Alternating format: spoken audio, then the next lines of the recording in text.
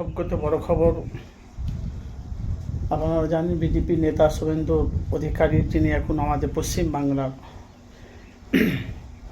CM অথচ মুখ্যমন্ত্রী।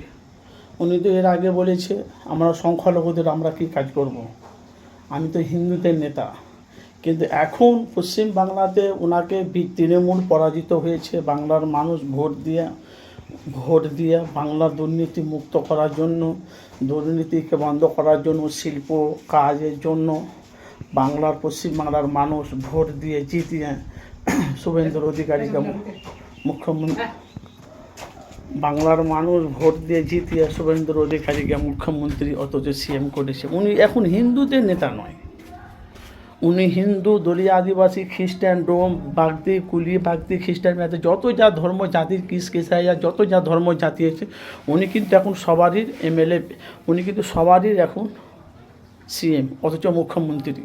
এখন উনি বলছে বাংলার যা মমতা যা প্রকল্প উন্নয়ন দিয়েছে আমরাও সেই প্রকল্প আমরা উন্নয়ন দেবো। কিন্তু ভাই একটা কথা, যে আব্বাস সিদ্দিকী ভাইজানকে আমরা অনেক মানুষ প্রশ্ন করি, আব্বাস সিদ্দিকী ঠিকই বলেছে, ও তো হিন্দুদের নেতা, ও তো আমাদের নেতা নয়, ও খালি সংখ্যালঘু আমাদের কী করবে।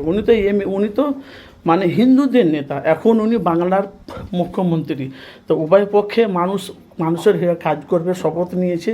মমতা যেগুলো উন্নয়ন দিয়েছে সেই উন্নয়ন কিন্তু দেবে। তোমার আমাদের মেদিনীপুরে যিনি আমাদের